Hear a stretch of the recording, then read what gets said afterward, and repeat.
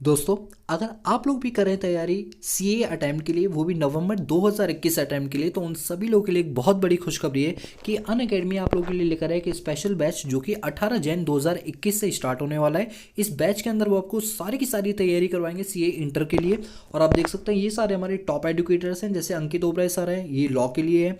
Jasprit sir हैं tax के लिए, नकुल सर अकाउंट्स के लिए और आदित्य सर हैं कॉस्ट अकाउंटेंसी के लिए। ठीक है, ये टॉप एडुकेटर्स है जो आपको पढ़ाएंगे। और सबसे बड़ी बात है इनका ब्लूप्रिंट, आप देखते ही खुश हो जाओगे। इनका तरीका देखो पढ़ाने का क्या है कि जैन में ये आपका ये ग्रुप 1 स्टार्ट करेंगे मई तक, जो कि कंप्लीट हो जाएगा। जून में आपका ग्रुप 2 स्टार्ट होगा, अगस्त में कंप्लीट हो जाएगा। सितंबर मंथ में ये आपके एमटीपी जो मॉक टेस्ट पेपर्स होते हैं, रिविजनरी टेस्ट पेपर्स होते हैं, वो करवाएंगे।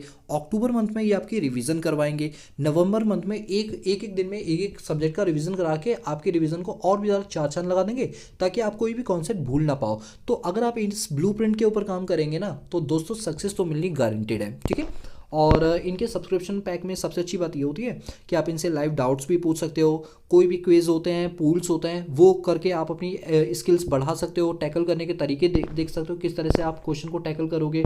और ये मैराथन लेना आपके लिए बहुत ही बन जाता है ज़रूरी। और इसमें आपको अनलिमिटेड व्यूज़ मिलते हैं, कोई दिक्कत वाली बात नहीं है।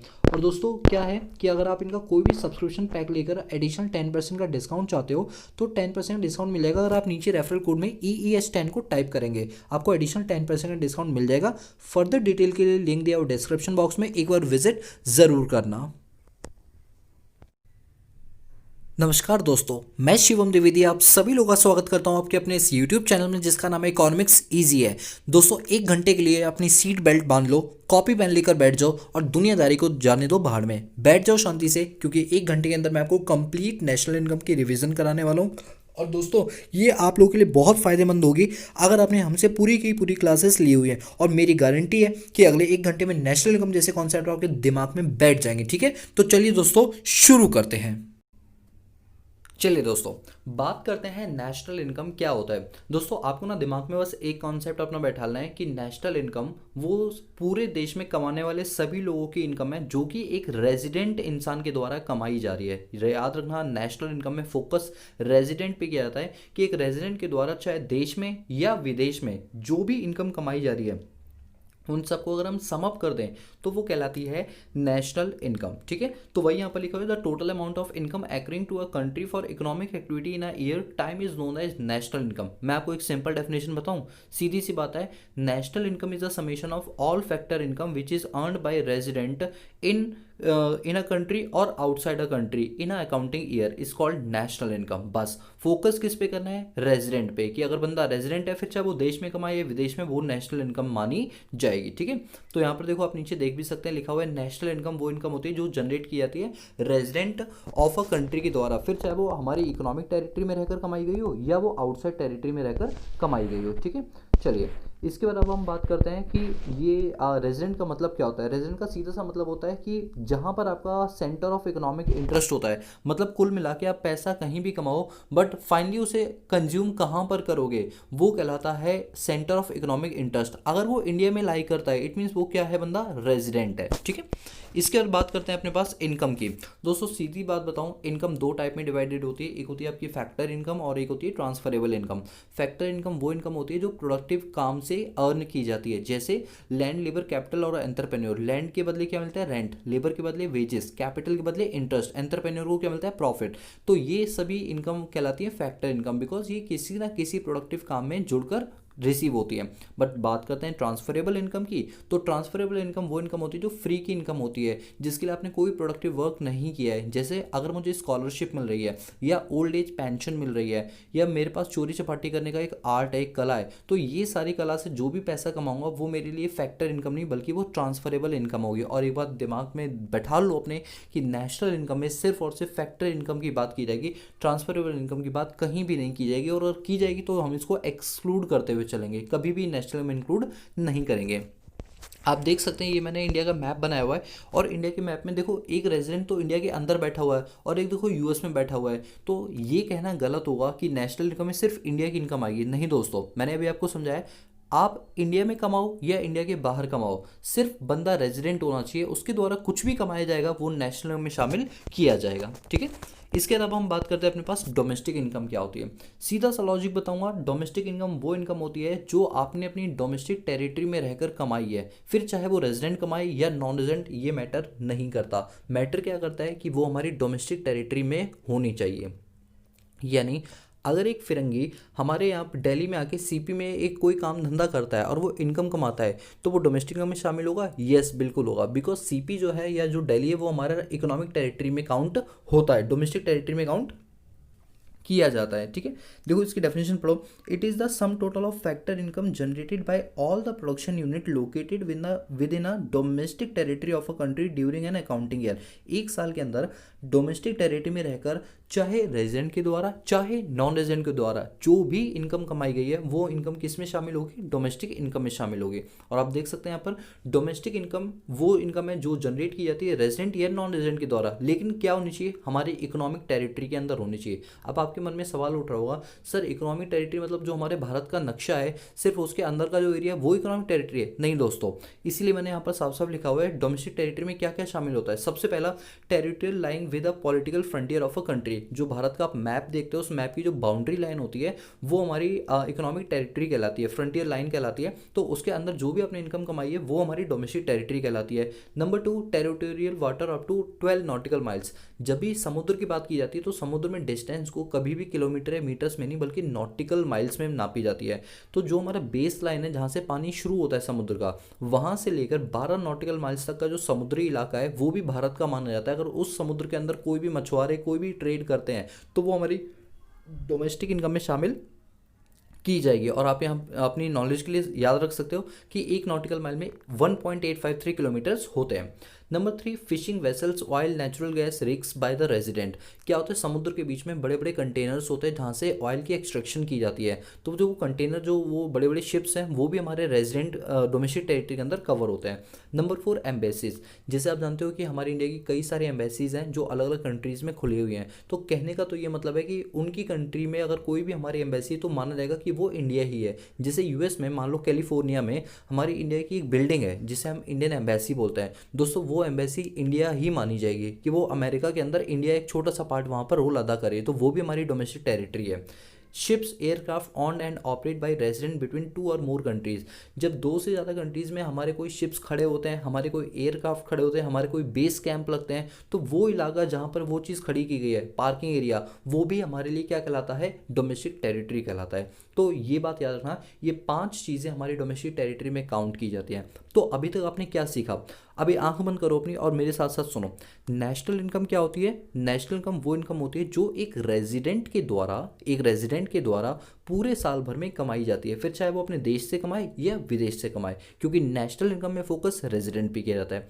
दूसरी तरफ बात करते हैं डोमेस्टिक इनकम की। तो डोमेस्टिक इनकम क्या होती है कि कोई भी बंदा पैसा कमाए, चाहे वो रेजिडेंट हो या नॉन रेजिडेंट हो, बट वो कहाँ कमाए? अपनी डोमेस्टिक टेरिटरी में कमाए। और अगर उसने हमारी डोमेस्टिक टेरिटरी में रहकर पैसा कमाया है, फिर चाहे वो फिरंगी हो चाहे वो रंगी हो, तो वो क्या कहलाएगा? हमारा डोमेस्टिक इनकम कहलाएगा। तो आपने क्या याद रखना है? नेशनल इनकम में किस पे फोकस किया जाता है? रेजिडेंट पे। और डोमेस्टिक इनकम में किस पे फोकस किया जाता है? डोमेस्टिक टेरिटरी पे। क्योंकि एग्जाम में इस पे से केस स्टडीज आती हैं, तो केस स्टडीज को क्रैक करने के लिए ये कीवर्ड्स आपको याद रखना बहुत ज़रूरी है। इसके बाद यही चीज़ मैंने कुछ इस मैप के थ्रू समझाई हुई। मैप की जो किनारी आप देख रहे हो ये हमारी फ्रंटल लाइन है, और मैप से ये देख रहे हो 12 नॉटिकल माइल्स तक की जो दूरी होती है ये भी हमारा इंडिया का पार्ट कवर होता है, और एक नॉटिकल माइल में 1.853 किलोमीटर्स होते हैं। तो ये सब हम पढ़ चुके हैं। अब ये डिफरेंस है डोमेस्टिक और नेशनल इनकम में क्या होता है। देखो सबसे पहली चीज़, डोमेस्टिक इनकम में नेचर क्या है? ये टेरिटोरियल कॉन्सेप्ट है, आप देख रहे हो ना अंडरलाइन की हुई है। तो टेरिटोरियल कॉन्सेप्ट का मतलब क्या हुआ? ये टेरिटरी की बात करता है कि अगर इस टेरिटरी के इस बाउंड्री लाइन के अंदर कोई भी इनकम है तो वो डोमेस्टिक इनकम है। जबकि नेशनल इनकम किस पे काम करता है? रेजिडेंट पे। आप देखो सबसे नीचे वाली लाइन में लिखा हुआ है ना रेजिडेंट, अंडरलाइन किया हुआ है। यानी डोमेस्टिक इनकम फोकस करता है टेरिटोरियल कॉन्सेप्ट पे, नेशनल इनकम फोकस करता है रेजिडेंट पे। कैटेगरी की बात करें तो उसमें डोमेस्टिक इनकम में सारे प्रोड्यूसर आते हैं जो भी डोमेस्टिक टेरिटरी में काम करते हैं, और जबकि नेशनल इनकम में वो सारे प्रोड्यूसर आते हैं जो कि नॉर्मल रेजिडेंट है। अब ये जो थर्ड लाइन है ना NFI, ये माइनस होता है प्लस होता है, ये मैं आपको आगे बताऊंगा। डोमेस्टिक इनकम को शॉर्ट में NDPFC कहते हैं, net domestic product at factor cost, और नेशनल इनकम को शॉर्ट में NNPFC बोलते हैं, net national product at factor cost. इसके अलावा हम बात करते हैं डिफरेंट केस स्टडीज़। दोस्तों मैं जल्दी इस केस स्टडीज़ को निपटाता हूँ। सबसे पहली चीज़, क्या हेडिंग देखो क्या लिखे हुए है, ट्रीटमेंट बताओ of different item in domestic income, कि डोमेस्टिक इनकम में शामिल होगा या नहीं होगा। आप दिमाग में क्या कॉन्सेप्ट बनाओगे कि डोमेस्टिक इनकम में वही इनकम शामिल होती है जो कि डोमेस्टिक टेरिटरी में रहकर कमाई हो, फिर चाहे फिरंगी ने कमाई हो चाहे रंगी ने कमाई हो, कोई फर्क नहीं पड़ता। ठीक है, आप देखो क्या लिखा हुआ है, profit earned by branch of foreign bank in India. किसी भी फॉरेन बैंक ने हमारी इंडिया में ब्रांच खोली और पैसा कमा रही है, इंडिया में खोली, इंडिया डोमेस्टिक टेरिटरी में काउंट होता है, हाँ होता है, यस ये डोमेस्टिक इनकम में शामिल होगी। Number 2, profit earned by resident of India from a company in Singapore. एक बंदा है जो रेजिडेंट है इंडिया का और उसने अपनी कंपनी सिंगापुर में खोली और वहां से पैसा कमा रहा है, क्या सिंगापुर हमारी डोमेस्टिक टेरिटरी है, क्या वो इंडिया का पार्ट है? द आंसर इज नो, इसलिए डोमेस्टिक इनकम में शामिल नहीं होगी। Number 3, profit earned by a company in India which is owned by non resident. कोई भी ऐसी कंपनी जो कि इंडिया में सिचुएटेड है और उसे कौन चला रहा है, एक नॉन रेजिडेंट चला रहा है, तो हमें नहीं फर्क पड़ता नॉन रेजिडेंट चला रहा है या रेजिडेंट, अगर वो हमारी डोमेस्टिक टेरिटरी में है तो यस वो डोमेस्टिक में शामिल होगी। और आप देख सकते हैं ये कंपनी इंडिया में खोली गई है तो यस ये डोमेस्टिक इनकम में शामिल की जाएगी। 4th है profit earn by branch of SBI in USA. US में हमारी एसबीआई की एक ब्रांच है, क्या ये डोमेस्टिक इनकम में शामिल होगी? नहीं, क्योंकि यूएस में है, यूएस हमारी डोमेस्टिक टेरिटरी नहीं है, ना ही ये कोई एम्बेसी है, तो ये भी डोमेस्टिक इनकम में शामिल नहीं होगी। Rent received by Indian from building in London. एक हमें रेंट मिला है जो कि by an Indian from building in London. हमारी एक बिल्डिंग है, मान लो आप ही लोग हो, आपकी लंदन में एक बिल्डिंग है जिससे आपको रेंट मिल रहा है, क्या ये डोमेस्टिक इनकम में शामिल होगा? ये बताओ, ये जो बिल्डिंग सिचुएटेड है क्या वो हमारी डोमेस्टिक टेरिटरी में? नो सर, तो बस सीधी बात है ये डोमेस्टिक इनकम में शामिल नहीं होगा। Number 6, compensation of employees to resident of Japan working in Indian embassy in Japan. कि एक एम्प्लॉय को पैसा मिल रहा है जो कि जापान का रेजिडेंट है और वो इंडिया की एम्बेसी जो कि जापान में, इंडियन एम्बेसी इन जापान, सुनो मेरी बात, जापान जो कंट्री है उसमें हमारी इंडिया की एम्बेसी है, उसमें ना कोई जापानीज़ काम कर रहा है और हम उसको सैलरी या वेजेस कुछ भी दे रहे हैं, क्या ये डोमेस्टिक में शामिल होगी? यस ये शामिल होगी। क्यों? क्योंकि माना कि वो जापान में हमारी इंडियन एम्बेसी है बट जापान में हमारी इंडियन एम्बेसी डोमेस्टिक टेरिटरी में काउंट की जाती है, माना जाएगा कि वो बिल्डिंग भले ही जापान में हो बट वो इंडिया का ही एक पार्ट है। ठीक है। Number 7, rent received bye an Indian resident from Russian embassy in India. हमें रेंट मिल रहा है इंडियन रेजिडेंट के थ्रू और रशियन एम्बेसी इन इंडिया। अब एक बात बताओ, हमारी इंडिया में रशिया की एम्बेसी है तो क्या वो हमारी इंडिया का पार्ट माना जाएगा? नहीं माना जाएगा, वो रशिया का ही पार्ट माना जाएगा, तो यानी वो हमारी डोमेस्टिक टेरिटरी नहीं है, तो सीधी बात है वो डोमेस्टिक इनकम में शामिल नहीं होगी। Salary to Indian resident working in the Russian embassy in India, ये क्या मैंने कर लिया था ना, हाँ ये तो एक मिनट, सैलरी मिल रही है इंडियन रेजिडेंट को जो कि रशियन एम्बेसी इन इंडिया, ये भी शामिल नहीं होगा। ठीक है। 9 है profit earn by Indian employee working in Pakistan embassy in India. अभी क्या होता है, पाकिस्तान की एम्बेसी इंडिया में है और उसमें कोई इंडियन बंदा काम कर रहा है, उससे सैलरी मिली है, क्या ये डोमेस्टिक इनकम में शामिल होगा? नहीं होगा, क्योंकि माना कि बंदा अपना है लेकिन डोमेस्टिक इनकम में बंदा नहीं जगह देखी जाती है, जगह तो पाकिस्तान की मानेगी भले ही हमारे इंडिया में क्यों ना हो। ठीक है, एम्बेसी कभी भी हमारी अपनी नहीं होती है, याद रखना।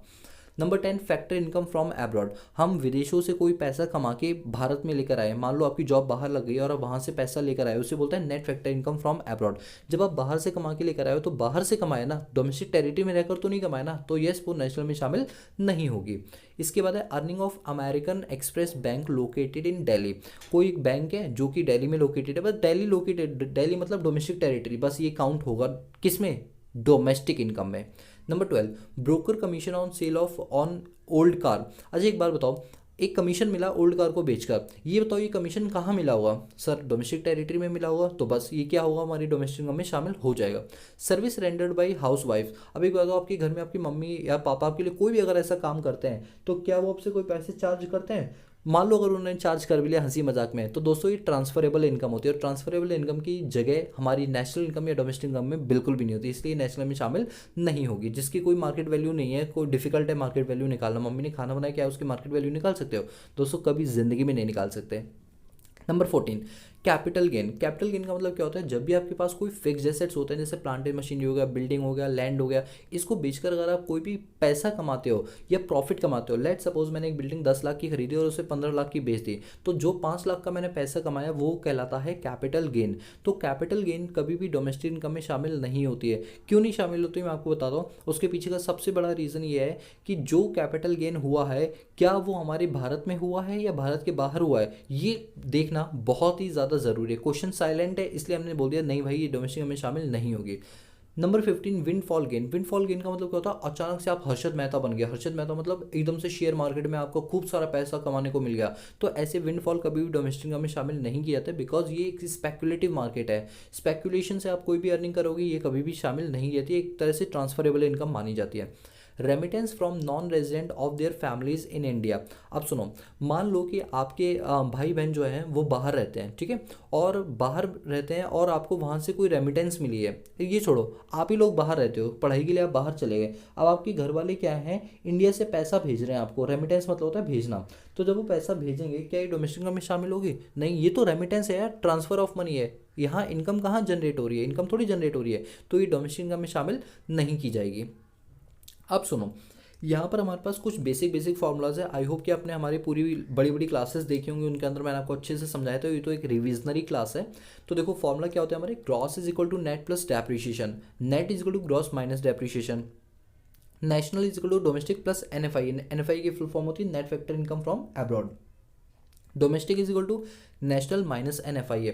देखो आप अगर फॉर्मूला नंबर 1 याद कर लो तो 2 तो अपने आप हो जाएगा, फॉर्मूला नंबर 3 याद कर लो तो 4 अपने आप हो जाएगा, formula number 5 MP is equal to FC plus NIT यानी net indirect tax, formula number 5 कर लिया तो 6 अपने आप हो जाएगा।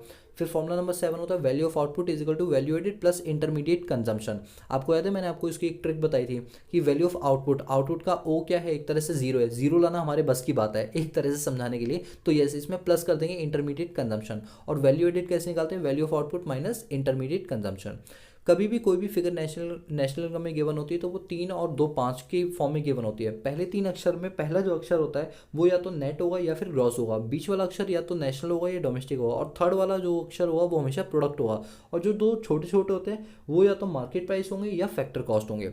मैं आपको थोड़ा पढ़ना बता देता हूँ। जैसे GNP दे रखा है तो G for gross, N for national. Sir N for तो नेट भी होता है, याद रखना नेट सिर्फ पहले अक्षर पे आता है, सेकंड अक्षर पे अगर N होगा तो वो हमेशा नेशनल होगा। तो GNP की फुल फॉर्म बनती है gross national product at market price. NDPFC की फुल फॉर्म बनती है net domestic product at factor cost. NNPFC की बनती है net national product at factor cost.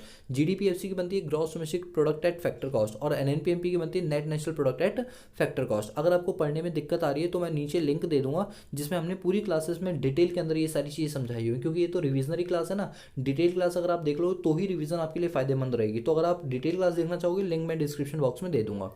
इसके बाद क्या दे रखा है, ये कन्वर्जन टेबल है। और मैंने आपको कन्वर्जन टेबल में आपको बताया था लेफ्ट हैंड साइड जो चीज़ हमें फाइंड आउट करनी होती है वो लिखते हैं, और राइट हैंड साइड उसका भाई लिखते हैं, यानी जो चीज़ हमें गिवन होती है।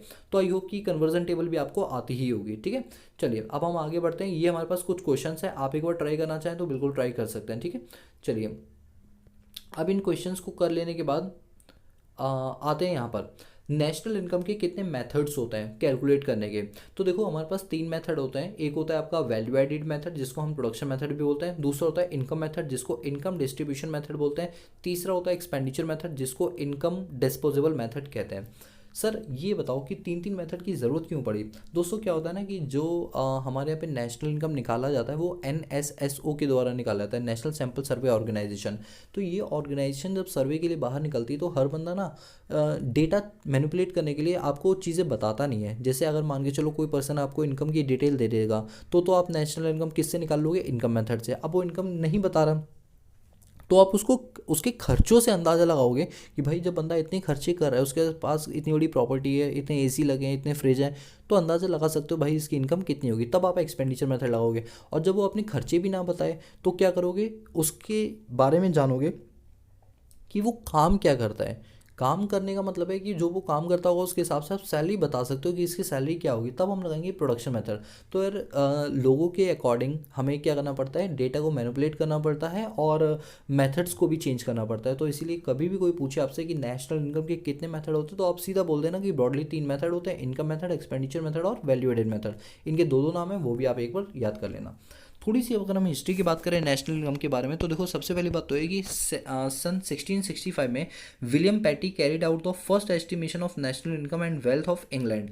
इंग्लैंड में सबसे पहले नेशनल इनकम की शुरुआत की थी सन 1765 के अंदर, जो कि विलियम पैटी ने की थी।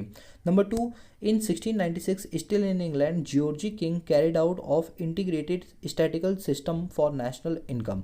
देखो ये पहले 2 पॉइंट आपके लिए बेकार है। थर्ड पॉइंट मेन है कि इंडिया में सबसे पहली नेशनल इनकम सन 1876 में निकाली गई थी, दादा भाई नरोगी। दोस्तों ये पॉइंट याद कर लेना, इसमें एमसीक्यूज बनने के बहुत बहुत बहुत ज़्यादा चांस है। फिर से पढ़ो, the first attempt to calculate national income of India was made by Dadabhai नरोगी इन 1876। सबसे पहली नेशनल इनकम दादा भाई नरोगी ने निकाली थी सन 1876 के अंदर। फिर लिखा हुआ है वो इंडिया में कौन सा पहला व्यक्ति जिसने साइंटिफिक तरीके से नेशनल इनकम निकाली। साइंटिफिक मतलब कुछ टेक्निकल फॉर्मूलाज उसने इन्वेंट किए।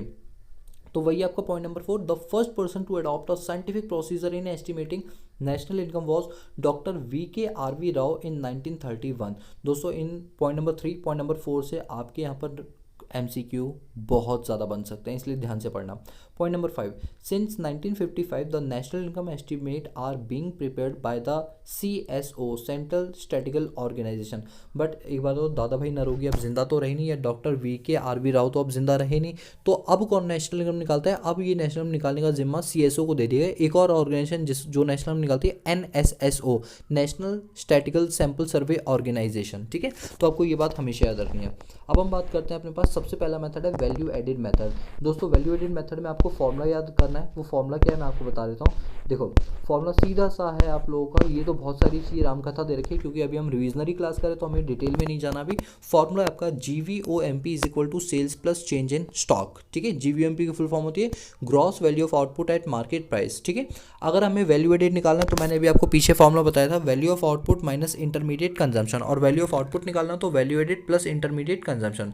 और यहाँ पर जो आप देख रहे हो ना change in stock, change in stock का भी फॉर्मूला होता है closing stock minus opening stock. और कभी कभी सेल्स अगर गिवन नहीं होती तो हम इस तरीके से भी निकाल सकते हैं कि household plus government plus firm plus export, इन सबको जोड़ दें, या फिर प्राइस इंटू में क्वांटिटी को जोड़ दें, तो भी हमारे पास सेल्स आ जाती है। ठीक है, अब अगर हमें GVAMP निकालना है, और एक बात याद रखना, GVAMP हमेशा GDPMP के बराबर होता है, क्योंकि कभी कभी क्या होता है ना कि प्रोडक्शन मेथड से हमें नेशनल इनकम निकालने के लिए बोला जाता है। अब हम प्रोडक्शन मेथड से GVOMP तो निकाल देते हैं, बट NNPFC नहीं निकाल पाते हैं। तो ऐसे में आप याद रखना, GVOMP से हमें GVAMP निकालना पड़ेगा। फिर GVAMP की जो वैल्यू है वो GDPMP के बराबर होती है, फिर हम GDPMP से नेशनल इनकम निकाल सकते हैं। अधिक जानकारी के लिए हमारी डिटेल वीडियोज़ आप देख सकते हैं। इसके बाद अगर हम बात करें, अपने पास चेंज इन स्टॉक का एक और नाम होता है इन्वेंट्री इन्वेस्टमेंट। ठीक है, ये बात याद रखना, क्योंकि एग्जाम में जरूरी नहीं कि सीधे सीधे क्वेश्चन में ये फिगर्स आपको मिल जाए। तो अगर आपको चेंज इन स्टॉक गिवन ना हो तो ढूंढ लेना कि इन्वेंट्री इन्वेस्टमेंट दे रखा है नहीं दे रखा है, क्योंकि इन्वेंट्री इन्वेस्टमेंट को ही चेंज इन स्टॉक बोला जाता है। फिर बात करते हैं इंटरमीडिएट कंजम्पशन। इंटरमीडिएट कंजम्पशन के भी 2 नाम होता है, परचेज ऑफ रॉ मटेरियल और purchase of non durable goods. ठीक है, ये बात याद रखना। चलो, और याद रखना परचेज ऑफ ड्यूरेबल और capital goods shall not be consider to intermediate consumption. ठीक है, ड्यूरेबल गुड्स कभी भी जो है आपके इंटरमीडिएट कंजम्पशन नहीं होते, purchase of non durable goods होते हैं इंटरमीडिएट कंजम्पशन। ठीक है, ये उसके कुछ मैंने न्यूमेरिकल्स करवाए हुए हैं। दोस्तों ये सारी की सारी चीज़ें ना मैंने आपसे क्लास में डिस्कस की हुई हैं। तो फर्दर अगर आप न्यू हो हमारे चैनल पे और फर्स्ट टाइम आप ये वीडियो देख रहे हो, तो मैं आपको बता दूं हमने सारी की सारी चीज़ें बड़े ही डिटेल में डिस्कस की है। लिंक मैं डिस्क्रिप्शन बॉक्स में दे दूंगा, अगर आप चाहें तो उसकी डिटेल डिस्कशन आप देख सकते हैं। ठीक है, क्योंकि अभी रिविजनरी क्लास है, मैं इसलिए एक एक चीज़ को डिटेल में नहीं लूँगा। अब बात करते हैं calculation of national income by income method. ये देखो मैंने एग्जांपल के साथ समझाया था, आप लोगों को याद आ रहे हैं ना पुराने दिन आपको। चलो इसके फॉर्मूले शीट की बात करते हैं। देखो नेशनल इनकम जब भी हम इनकम मेथड से निकालते हैं तो सबसे पहले हम निकालते हैं NDPFC। NDPFC की फुल फॉर्म होती है net domestic product at factor cost, जिसका फॉर्मूला होता है operating surplus plus compensation of employees plus mixed income of self employed. अगर कभी कभी क्वेश्चन में ऑपरेटिंग सरप्लस गिवन नहीं होता है तो फॉर्मूला होता है हमारा rent plus interest plus profit plus royalty. ठीक है, और अगर प्रॉफिट भी ना गिवन हो तो फॉर्मूला होता है dividend plus corporate tax plus distributed profit. Question में अगर आपको कंपनसेशन ऑफ एम्प्लॉयज नहीं गिवन होता तो फॉर्मूला होता है salary and wages plus social security scheme contribute by the employer. Employee कभी भी मत लेना, एम्प्लॉयर वाला लेते हैं। ठीक है, इसके बाद अनडिस्ट्रीब्यूटेड प्रॉफिट के और भी कई नाम होते हैं, जैसे आपका रिटेन्ड अर्निंग हो गया, सेविंग ऑफ प्राइवेट सेक्टर्स हो गया, कॉर्पोरेट सेविंग हो गया, रिजर्व एंड सरप्लस। ये सारे यूपी यानी अनडिस्ट्रीब्यूटेड प्रॉफिट के अलग अलग नाम है।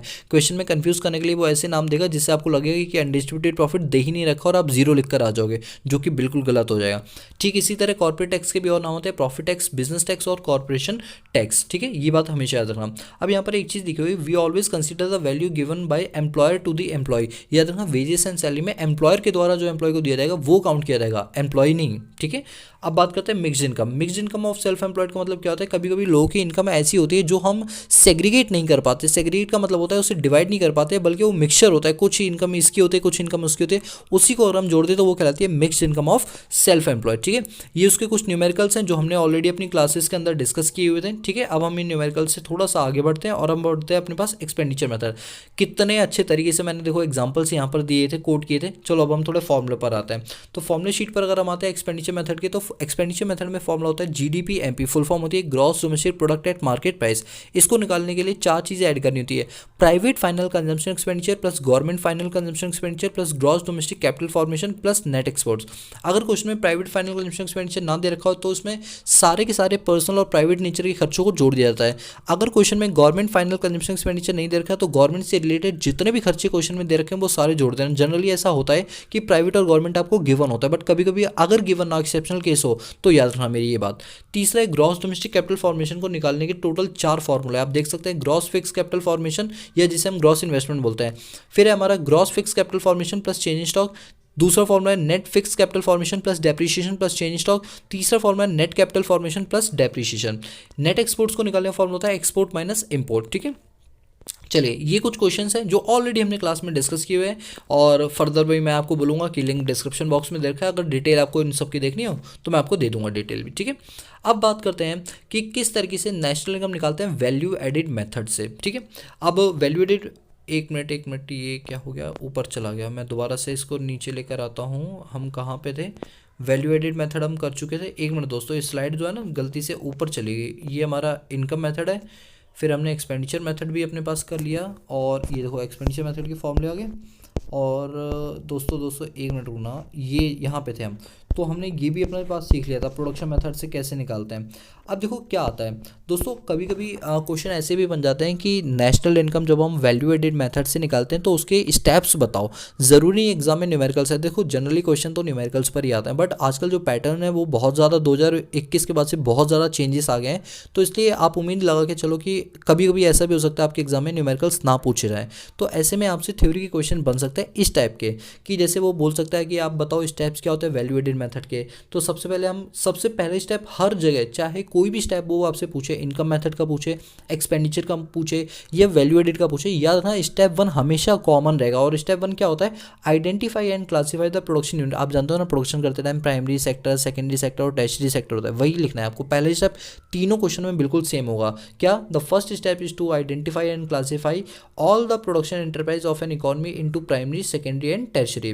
फिर हम क्या करते हैं, जीडीपी निकालते हैं, जीडीपी एमपी निकालते हैं, द सेकंड स्टेप। और जीडीपी एमपी कैसे निकालते हैं भाई, वैल्यू एडेड मेथड में जीडीपी एमपी नहीं निकाल सकते हो, तो आपको क्या करना पड़ेगा, पहले तो जीवीओ एमपी निकालना पड़ेगा, सेल्स प्लस चेंज स्टॉक। फिर जीवीओ एमपी से क्या निकालना पड़ेगा, जीवीए एमपी। जीवीएमपी जो निकलेगा वो जीडीपी एमपी के बराबर होता है। ठीक है, फिर हम क्या करेंगे, नेशनल इनकम कैलकुलेट करें, और नेशनल इनकम को शॉर्ट में डोमेस्टिक इनकम निकालेंगे, डोमेस्टिक इनकम को शॉर्ट में एनडीपीएफसी कहते हैं। तो आप जानते हैं NDPFC is equal to GDP MP, net is equal to gross minus depreciation, domestic is equal to domestic, product is equal to product, factor cost is equal to market price minus NIT. तो हम NDPFC निकालेंगे, GDP MP में depreciation को minus कर देंगे और NIT को minus कर देंगे, तो हमारा डोमेस्टिक इनकम आ जाएगा। फिर हम डोमेस्टिक इनकम के बाद क्या निकालेंगे, नेशनल इनकम यानी NNPFC is equal to NDPFC plus NFI कर देंगे।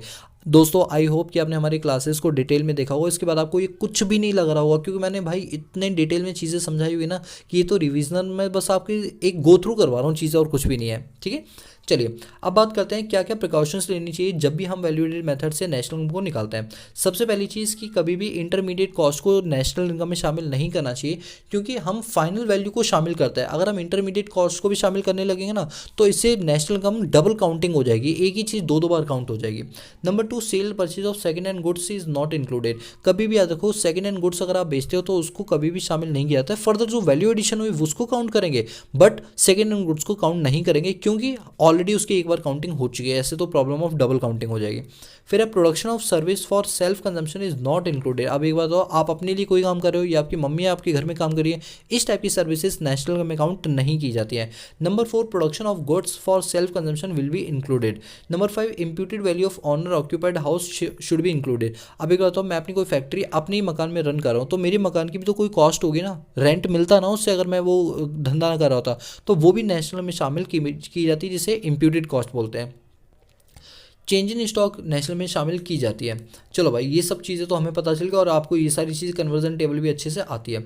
बात करते हैं कि इनकम मेथड से क्या क्या स्टेप्स होते हैं नेशनल इनकम को निकालने के। सबसे पहला स्टेप मैंने आपको बताया था, तीनों मेथडों में कॉमन होगा, वो क्या कि प्रोडक्शन करते टाइम हम प्राइमरी, सेकेंडरी और टर्शियरी सेक्टर का यूज़ करते हैं। देखो सेम वही है। स्टेप 1 हमारा identify and classify the production unit, all the production enterprise employing various factor of production are identify and classified into primary, secondary and tertiary.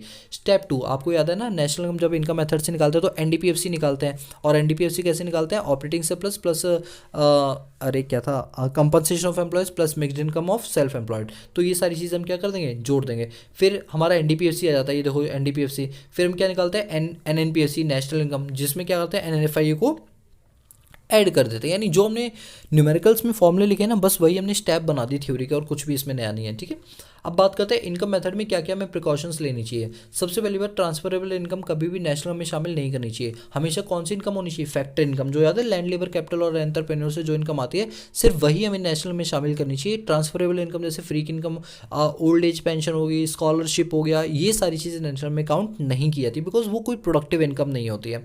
Number 2, income of sale of second hand goods will not be included, however brokerage commission received any agent will be included. हाँ, अगर आप कोई second hand माल बेचते हो तो वो कभी national में शामिल नहीं होता। हाँ, अगर कोई वैल्यू एडिशन हुआ है तो वो शामिल हो जाएगा। सर ये पॉइंट नहीं समझ आया, चलो मैं आपको बताता हूँ। देखो, मैंने एक 10 लाख की बिल्डिंग ली और उस 10 लाख की बिल्डिंग को मैंने 15 लाख में बेचा। तो देखो भाई, जब फर्स्ट टाइम मैं बेच रहा हूँ 15 लाख की, तो वो नेशनल में शामिल हो जाएगी। बट अब सेकंड बायर 15 लाख की बिल्डिंग को 18 लाख में बेचेगा तो ये नेशनल में शामिल नहीं होगी। बट 3 लाख जो वैल्यू एडिशन हुआ ना, 15 से 18 लाख, जो अब 18 लाख नेशनल में काउंट नहीं होंगे, बट 15 से 18 में जो 3 लाख का एडिशन हुआ वो नेशनल में शामिल होगा।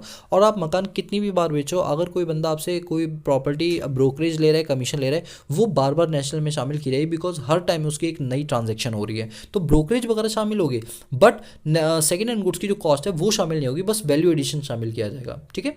Number 3, income of sale of share debenture bond will not be include, क्योंकि स्पेकुलेटिव इनकम होती है, इसीलिए इसे इंक्लूड नहीं किया जाता है।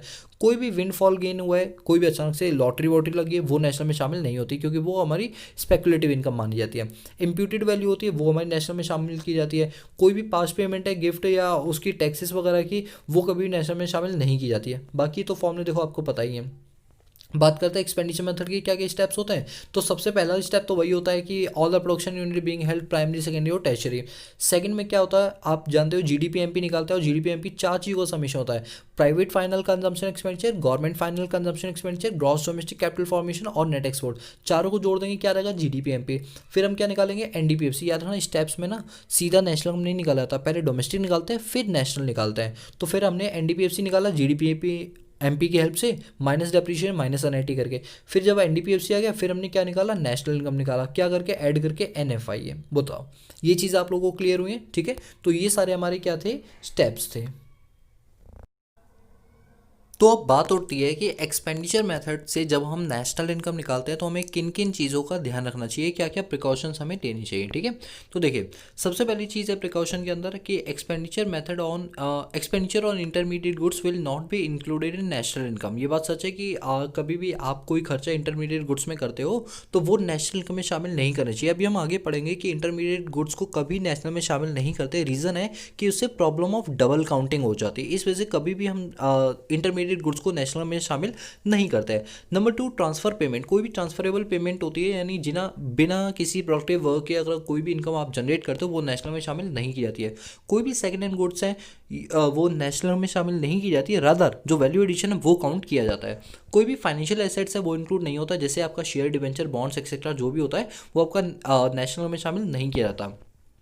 कोई भी एक्सपेंडिचर जो खुद के प्रोडक्शन यानी इम्प्यूटेड कॉस्ट वो नेशनल में शामिल की जाती है। ठीक है, अब देखो यहाँ पर ना मैंने एक पूरी समरी बनाई हुई है कि इनकम और एक्सपेंडिचर मेथड और वैल्यू एडेड मेथड में कैसे कैसे होते हैं, क्या क्या उनके फॉर्मूले होते हैं। तो आप देख सकते हैं यही सारी चीज़ें भी हमने अभी पढ़ी हैं। ठीक है, इसके अलावा हम बात करते हैं कि नेशनल में क्या क्या चीज़ शामिल नहीं होनी चाहिए। दोस्तों इसको ध्यान से कर लेना, केस स्टडीज़ इस पे से बहुत ज़्यादा बनती है। वैसे मैं आपको अभी केस स्टडीज़ भी कराऊंगा, बट एक बार देख लो क्या क्या शामिल होता है और क्या क्या शामिल नहीं होता है।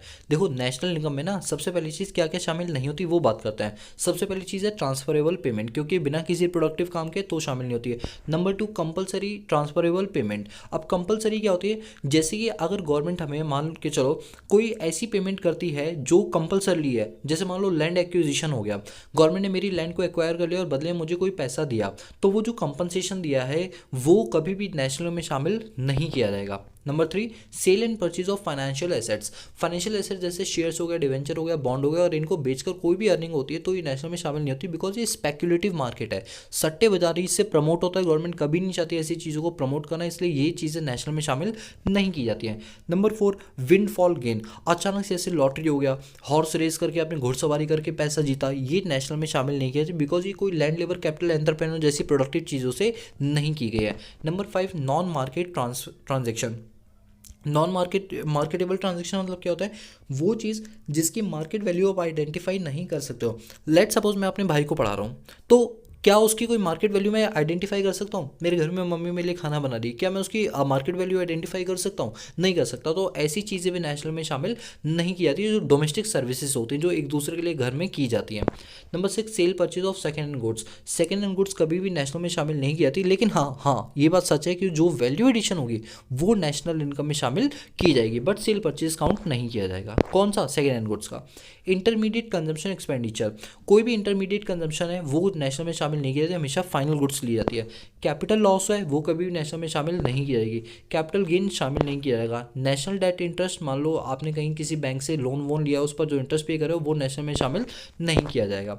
अब बात करते हैं कौन कौन सी चीज़ें नेशनल में शामिल की जाती हैं। जैसे ब्रोकरेज का कमीशन, मैंने आपको बोला ना, चाहे सेकेंड हैंड हाउस हो चाहे थर्ड हैंड हाउस हो, कोई फर्क नहीं पड़ता। ब्रोकरेज जितनी बार उसको ब्रोकर उसको जितनी बार बेचेगा, जितनी बार उसको कमीशन लेना होगा, वो सारी कमीशन नेशनल में शामिल की जाए, क्योंकि हर बार ब्रोकर सेम चीज़ को बेचकर एक नई ट्रांजैक्शन जनरेट कर रहा है, इसलिए ब्रोकरेज हमेशा नेशनल में शामिल किया रहा है, भले ही वो सेकेंड हैंड से ही क्यों ना हो। Service provided by honour of production unit, मान के चलो कि मैं एक फैक्ट्री चला रहा हूँ और उस फैक्ट्री में एक लेबर की जगह मैं खुद काम कर रहा हूँ, तो हाँ जो मेरी जो कमाई होगी वो नेशनल में शामिल की जाएगी, मतलब जो मुझे वेजेस मिलेगी वो भी नेशनल में शामिल की जाएगी। कैपिटल फॉर्मेशन, मान के चलो आपने कोई घर बनवाया, उस घर को किराए पे चढ़ाया, फिर जो किराया उससे दोबारा घर बनाया, ऐसी कैपिटल फॉर्मेशन को भी नेशनल इनकम में शामिल किया जाता है। पेमेंट ऑफ बोनस शामिल किया जाता है। फ्री सर्विसेज बाय गवर्नमेंट, ध्यान देना, पहली बात, ट्रांसफरेबल इनकम में फ्री सर्विसेज इंक्लूड होती हैं। मैंने अभी ऊपर बोला ट्रांसफरेबल इनकम इंक्लूड नहीं होगी, और एक तरफ मैं बोला हूँ फ्री सर्विसेज इंक्लूड होंगी, लेकिन याद करो ये गवर्नमेंट के द्वारा दी जा रही है, तो ये गवर्नमेंट फाइनल कंजम्पशन एक्सपेंडिचर का पार्ट बन जाता है, जो कि नेशनल इनकम में शामिल कराया जाता है, आपको भी पता होगा। इसके बाद हमारा आता है पेमेंट ऑफ बस फेयर बाई हाउस होल्ड। आप एक बात बताओ, ये कौन सी चीज़ है? आप कहीं घूमने जाओगे तो जो खर्चा पानी होगा बस वगैरह का या ओला कार जो भी है, तो क्या वो नेशनल में शामिल नहीं होगा? बिल्कुल ऑब्वियस सी बात है, होगा, प्रोडक्टिव काम किया जा रहा है। फिर 7th है profit earn by Indian company from its branch abroad. Abroad में कोई ब्रांच हमारी खोल रखी है, हमारी इंडियन, जैसे मान लो इन्फोसिस की बात करते हैं, इन्फोसिस इंडियन कंपनी है, ठीक है, और उसके जो ब्रांचेस है वो बाहर भी खुली हुई हैं, तो क्या बाहर जो कमाई हो रही है वो नेशनल में शामिल नहीं होगी? बिल्कुल होगी, शामिल होगी।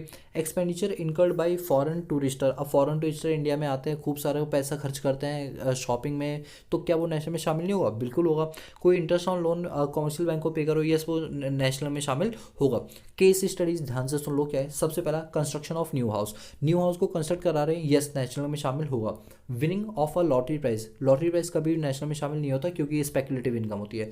Increase in price of stock lying with a trader, अब एक बात बताओ, मैंने आज टमाटर खरीदे 10 रुपये के हिसाब से, एक महीने बाद टमाटर बेच रहा हूँ, जब टमाटर की कीमत होगी 60 रुपये किलो, तो जो 50 रुपये किलो के हिसाब से मुझे फ़ायदा हुआ, ये नेशनल में शामिल नहीं होगा, क्योंकि ये तो आपकी स्टॉक की कीमत बढ़ गई। रियलिटी में क्या कोई प्रोडक्टिव एक्टिविटी हुई है? द आंसर इज नो, तो ये नेशनल में शामिल नहीं होगी।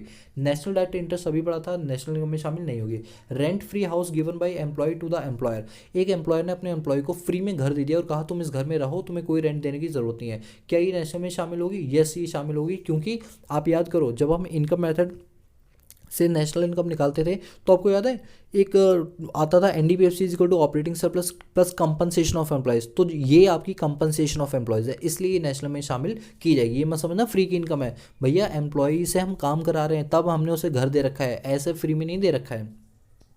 इसके बाद है profit earn by branch of foreign bank in India, जैसे सिटी बैंक की बात करते हैं, सिटी बैंक जो है ना बाहर की बैंक है, हमारी इंडिया में काम करती है, तो उसके द्वारा जो प्रॉफिट कमाया था क्या वो नेशनल में शामिल होता है? नहीं, वो नेशनल में शामिल नहीं होता। जानते हो क्यों नहीं होता? बिकॉज नेशनल इनकम फोकस किस पे करता है? रेजिडेंट पे। याद आया, मैंने स्टार्टिंग में आपको बोला था, तो रेजिडेंट नहीं है ना सिटी बैंक, वो तो नॉन रेजिडेंट है, तो इंडिया में काम करिए, डोमेस्टिक इनकम में शामिल होगा बट नेशनल इनकम में शामिल नहीं होगा।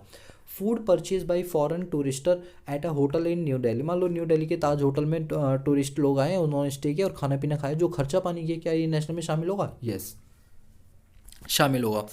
Rent receive by Indian resident on their building rented out foreigners in India. अब मान के चलो हमारे यहाँ कई सारे ओयो, कई सारे होटल्स हैं जो कि वेलकम करते हैं फॉरनर्स का, तो वो जो चार्ज करते हैं क्या ये नेशनल में शामिल नहीं होगा? बिल्कुल होगा। Free medical facility bye the employer. Employer ने अपने एम्प्लॉय को फ्री में मेडिकल फैसिलिटी दी, ये नाम का फ्री है, एम्प्लॉयर फ्री में कुछ भी नहीं देता, उसके बदले एम्प्लॉय से काम कराता है, तो ये कंपनसेशन टू एम्प्लॉयज़ में कवर हो जाएगा, यानी ये नेशनल में काउंट किया जाएगा। Double goods purchase durable goods purchase by a house hold. Durable goods जो है वो नेशनल में शामिल किया जाता है। Profit earn by Indian bank from its branch abroad. अब मान के चलो हमारी SBI बैंक है, इंडिया की बैंक है, लंदन में भी उसकी ब्रांच है, रियलिटी में लंदन में उसकी ब्रांच है, तो वहाँ से वो पैसा कमाती क्या है नेशनल में शामिल होगा? यस होगा, बिकॉज वो क्या है, रेजिडेंट है, फिर चाहे वो कहीं भी पैसा कमाए। Milk purchase by a sweet shop to make a milk cake. अब मान लो मेरी हलवाई की दुकान है, मैंने दूध खरीदा मिल्क केक बनाने के लिए, तो ये शामिल नहीं होगी। क्यों? क्योंकि मिल्क मेरे लिए क्या है, इंटरमीडिएट गुड्स है, अभी मैं इससे फाइनल गुड्स बना के बेचूंगा, इसलिए ये नेशनल में शामिल नहीं की जाएगी।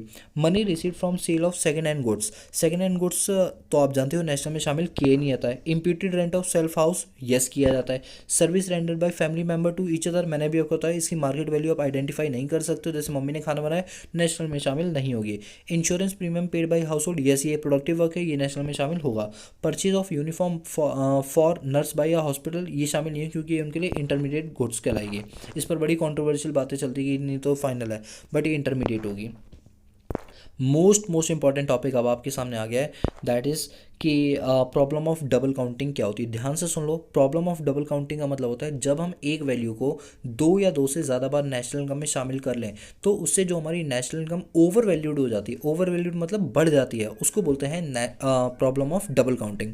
इसकी एक और डेफिनेशन बनती है, वो क्या, कि जब कभी भी हम नेशनल इनकम को काउंट करते हैं और अगर हम उसमें फाइनल गुड्स की जगह इंटरमीडिएट गुड्स की कॉस्ट को भी शामिल कर लें, यानी रॉ मटेरियल की कॉस्ट को भी शामिल कर ले, तो इससे जो हमारी नेशनल इनकम बढ़ जाती है उसको भी हम क्या बोलते हैं, प्रॉब्लम ऑफ डबल काउंटिंग। जरा पढ़ के देखते हैं। It refer to the counting of an output more than once while a passing through various stage of production. जब एक गुड्स अलग अलग स्टेजों से गुजर रहा होता है और हम उसकी वैल्यूशन एक से ज़्यादा बार कर देते हैं, तो वो कहलाती है प्रॉब्लम ऑफ डबल काउंटिंग। और यहाँ साफ साफ एक और डेफिनेशन दे रखी है, when the value of intermediate goods are taken into national income which would result overvaluation of national income, such overvaluation in national income is called double counting. बोलो समझ आए? सीधी सी बात आपको एक बात बताऊँ, प्रॉब्लम ऑफ डबल काउंटिंग दो आप डेफिनेशन लिख सकते हो। पहला, अगर हम नेशनल इनकम में इंटरमीडिएट गुड्स की कॉस्ट को शामिल कर लें तो जो नेशनल इनकम हमारी बढ़ जाती है उसको बोलते हैं प्रॉब्लम ऑफ डबल काउंटिंग। और दूसरी डेफिनेशन आप ये बोल सकते हो कि जब कभी भी हम नेशनल इनकम में कोई भी वैल्यू 2 या 2 से ज़्यादा बार ले लें तो जो ओवर वैल्यूड हो जाती है उसको भी प्रॉब्लम ऑफ डबल काउंटिंग कहते हैं। मोस्ट इंपॉर्टेंट टॉपिक आपके एग्जाम के लिए ये वही मीनिंग दे रखा है। यहाँ पर ये एग्जाम्पल दे रखा है, जैसे फार्मर है, फार्मर के पास कोई वीट थी, उस वीट को इसने किसको बेच दिया, मिलर को बेच दिया 500 रुपये में। तो ये जो मिलर आप फार्मर को 500 रुपये की इनकम हुई ना, ये 500 रुपये की इनकम नेशनल में शामिल हो जाएगी। फिर मिलर ने बेकर को बेची 700 रुपये में, तो ये बताओ अगर हम ये 700 रुपये भी नेशनल में शामिल कर लेंगे, ठीक है, फिर बेकर ने कंज्यूमर को बेची 1500 में, तो बेकर को इनकम कितनी हुई, 1500, ये 1500 भी नेशनल में शामिल कर दी, तो टोटल नेशनल में कितनी चीज़ शामिल होगी, 500 रुपये, 700 रुपये, 1500 रुपये, 2700 रुपये शामिल हो गए, जबकि रियलिटी में होना कितने का चाहिए था, 1500 का होना चाहिए था, क्योंकि फाइनल अल्टीमेट कंज्यूमर को कितने का ये गुड्स पड़ा, 1500 का। तो यानी नेशनल इनकम में तो सिर्फ 1500 की वैल्यू आनी चाहिए, लेकिन रियलिटी में आ कितने की, 2700। तो इससे जो डबल काउंटिंग हो गई, यानी क्यों, क्योंकि हमने एक ही गुड्स की कॉस्टिंग को बार बार शामिल कर लिया, और इसी को बोलते हैं प्रॉब्लम ऑफ डबल काउंटिंग। ठीक है, अब बात उठती है कि इस प्रॉब्लम ऑफ डबल काउंटिंग को सॉल्व कैसे करते हैं। तो इसके 2 मेथड होते हैं, फाइनल वैल्यू मेथड और value added method. Final value method तो ये कहता है कि भाई एक काम करो, तुम सीधा फाइनल कंज्यूमर को पकड़ो कि कौन कंज्यूमर और उसे कितने की गुड्स पड़ी, जितने की फाइनल कंज्यूमर को गुड्स पड़ी वही गुड्स नेशनल में शामिल कर लो। जैसे फार्मर ने मिलर को 500 का बेचा, मिलर ने बेकर को 700 का बेचा, 700 का माल कंज्यूमर को 1500 का बेचा, तो हम ढूंढेंगे कि फाइनल अल्टीमेट कंज्यूमर कौन है जो फर्दर प्रोडक्ट बेचेगा नहीं बल्कि खुद कंज्यूम करेगा। जब कंज्यूमर मिल जाए तो जितने में माल बेचा वो नेशनल इनकम में शामिल कर दो, जो कि कितनी है 1500। इस मेथड को यानी इस तरीके को बोलते हैं फाइनल वैल्यू मेथड, ठीक है। लेकिन क्या प्रैक्टिकली पॉसिबल है कि जब सेलर कोई चीज़ बेचता है तो क्या वो हर किसी से पूछता है ये तुम जो तुम खरीद रहे हो ये तुम बेचोगे या अपने साथ रखोगे? प्रैक्टिकली तो नहीं होता, बट कुछ चीज़ों में होता है। जैसे हॉस्पिटल की मेडिसिन होती हैं, भाई जो बंदा खरीद रहा है वो खुद ही एक पेशेंट है, वो खुद खाएगा। तो कुछ जगहों पर तो फाइनल वैल्यू मेथड सक्सेसफुल है, लेकिन हर जगह पर नहीं है। तब हमने एक नया मेथड इन्वेंट किया जिसका नाम है value added method. Value added method क्या बोलता है? वैल्यू एडेड मेथड ये बोलता है कि हर स्टेज पर जितनी भी वैल्यू एडिशन हुई उसको काउंट कर लो। जैसे फार्मर ने मिलर को कितने का बेचा? 500 का, तो वैल्यू एडिशन कितनी हुई? 500। मिलर ने बेकर को कितने का बेचा? 700 का, तो 500 वाली चीज़ 700 में बेची, वैल्यू एडिशन कितना हुआ? 200। 200 काउंट कर लो नेशनल इनकम में।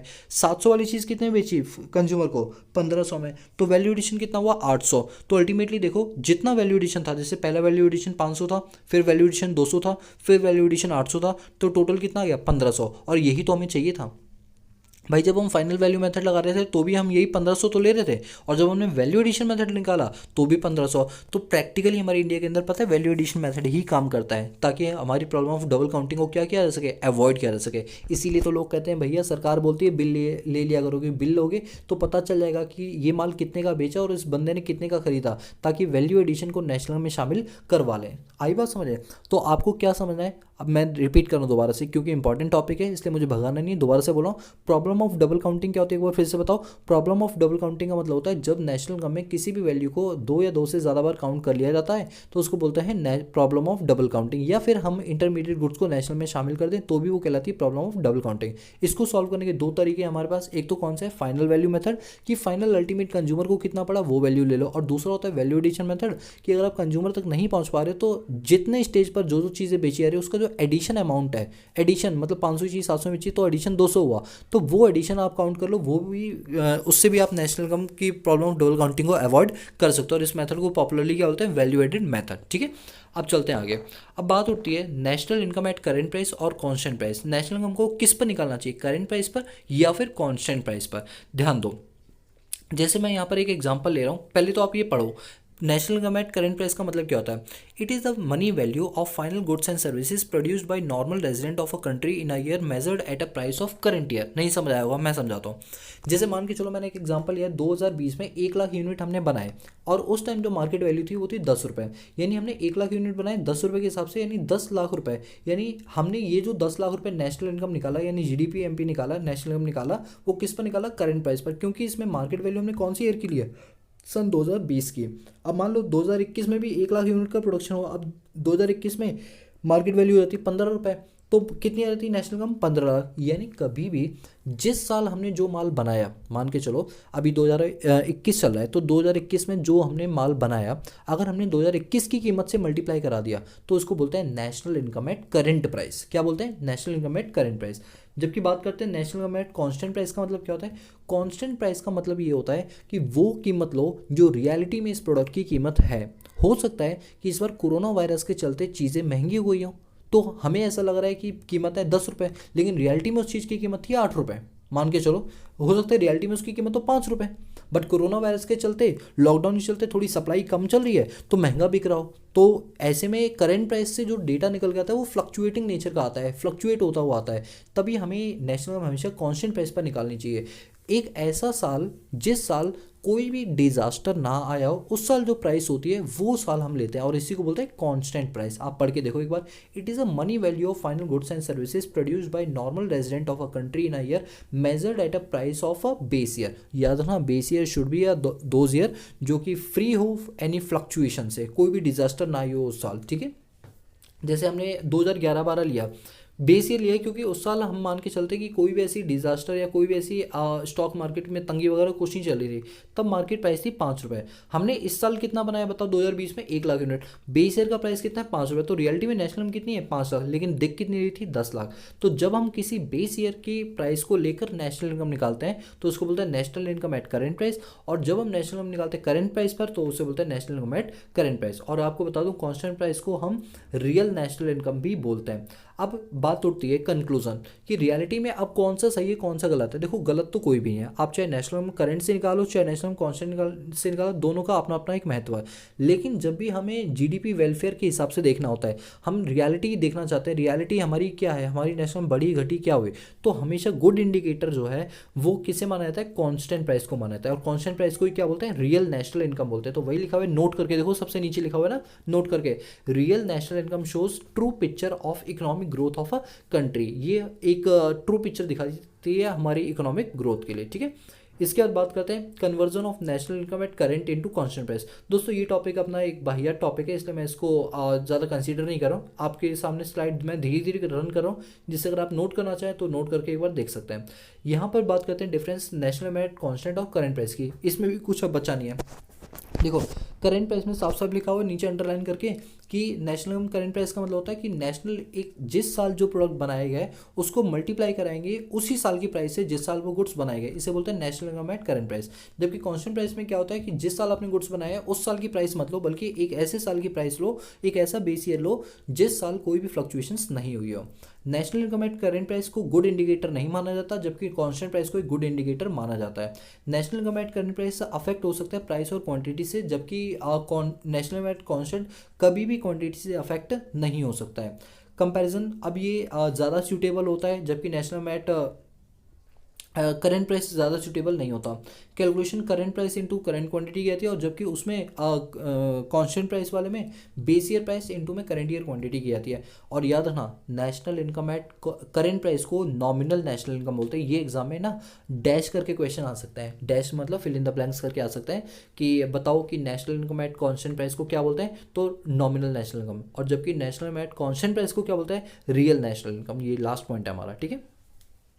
चलिए अब आगे बढ़ते हैं। नॉमिनल जीडीपी और रियल जीडीपी क्या होता है। दोस्तों ये बिल्कुल वैसे ही जैसे अभी हमने किया। नॉमिनल जीडीपी का मतलब होता है कि जब हम एक मिनट, अब देखो पहली बार जीडीपी का मतलब क्या होता है। देखो दोस्तों आपने कई बार सुना होगा हमारे देश की जीडीपी डाउन चली है, अब चलिए सिंपल बोलूँ, जीडीपी का मतलब ये होता है कि इस साल हमने कितने प्रोडक्ट का प्रोडक्शन किया, सीधी बात, नो बकवास। क्या जीडीपी का मतलब क्या होता है, जिस साल इस साल हमने कितना प्रोडक्शन किया है, कितने प्रोडक्ट्स बनाए हमारे इंडस्ट्री ने, एग्रीकल्चर ने, ये सारी चीज़ें, उसे बोलते हैं जीडीपी। प्रोडक्शन जितना ज़्यादा होता है जीडीपी उतनी ही ज़्यादा होती है। अब जीडीपी जब हम निकालते हैं तो वही बात है कि करंट प्राइस पे भी निकाल सकते हैं और कांस्टेंट प्राइस पे भी निकाल सकते हैं, तो वही चीज़ है। तो वही लिखा हुआ है, देखो भाई ऊपर हेडिंग देखो आप, नॉमिनल जीडीपी जिसे बोलते हैं जीडीपी एट करंट प्राइस। तो यानी जब जितना प्रोडक्ट हमने बनाया अगर हम करंट प्राइस से मल्टीप्लाई करा दें तो इसे क्या बोलते हैं, जीडीपी एट करंट प्राइस। और कांस्टेंट प्राइस किसे बोलते हैं कि किसी ऐसे ईयर को लो जो बेस ईयर हो, जैसे हमने अभी ऊपर पढ़ा ना, सेम एज इट इज़ वही है। तो कौन सा बेटर होगा बताओ, नॉमिनल और रियल जीडीपी। आप बताओ सर, वही बात है, रियल जीडीपी बढ़िया होगा, रियल जीडीपी कांस्टेंट प्राइस को लेती है, बिल्कुल सही कहा, ठीक है। चलिए तो ये सारी हमारे पास होगी। अब बात करते हैं कि जीडीपी का बढ़ने का मतलब क्या ये होता है कि वेलफेयर बढ़ रहा है। जैसे हम बोलते हैं कि अभी मैं टॉप 5 कंट्री की लेता हूँ, जैसे अभी मैं 2021 का डेटा आपके सामने उठा के बता रहा हूँ। 2021 में अभी आप गूगल भी कर सकते हो कि टॉप 5 कंट्रीज़ कौन सी हैं जो जीडीपी के मामले में टॉप 5 कंट्री में आती हैं। तो बता दूं, सबसे पहले आपकी आती है यूएसए, दूसरे नंबर पे आती है आपकी चाइना, तीसरे नंबर पे आता है जापान, चौथे नंबर पे आता है जर्मन, और पाँचवें नंबर पे आता है भारत यानी इंडिया, और पाकिस्तान आता है 40वें नंबर पे, ठीक है। तो देखो जीडीपी के मामले में अगर हम देखें तो भारत 5वें पायदान पे आता है वर्ल्ड के अंदर। वर्ल्ड में 195 कंट्री, 5वें पायदान पे भारत आता है, पहले पायदान पे यूएस आता है। एक बात बताओ, तो हम जीडीपी के हिसाब से क्या ये बोल सकते हैं जिस कंट्री की जितनी ज़्यादा जीडीपी होगी उस कंट्री में वेलफेयर भी उतना ज़्यादा होगा। मैं सच बोलूँ ना, ऐसा बिल्कुल भी नहीं होता। आप कभी नहीं सोच सकते हो कि यूएस में अगर जीडीपी ज़्यादा है या चाइना में जीडीपी ज़्यादा है तो वहाँ पे वेलफेयर भी ज़्यादा हो रहा होगा, ऐसा बिल्कुल भी नहीं है, ऐसा बिल्कुल भी नहीं है। एक बात बताओ, अभी डोनाल्ड ट्रंप की गद्दी गई, डोनाल्ड ट्रंप ने गद्दी छोड़ने से मना कर दिया, कह रहे जॉय बिडेन जो है वो गलत तरीके से प्रेसिडेंट बने, मैं ही प्रेसिडेंट हूँ, इसका गलत तरीके से वोट डाले गए हैं। अब सोचो इतनी अच्छी कंट्री ये हरकत कर रही है और हम उन कंट्री को बेस मान के चलते हैं, भगवान मान के चलते हैं कि वो जो कर रहे हैं वो बिल्कुल सही है। सोचो वही लड़ रहे हैं तो हम पे उसका क्या इम्पैक्ट पड़ेगा। तो ऐसा कहना गलत होता है कि जीडीपी जिस कंट्री की अच्छी होती है उस कंट्री में वेलफेयर भी होता है, ऐसा बिल्कुल भी नहीं है। देखो मैं आपको प्रूफ करके दिखाता हूँ। सबसे पहली बात डिस्ट्रीब्यूशन ऑफ जीडीपी। अच्छा ये जो रेड कलर से मैंने लिखा ना, इस पर ध्यान देना क्योंकि इससे आपको पूरा पॉइंट समझ आ जाएगा।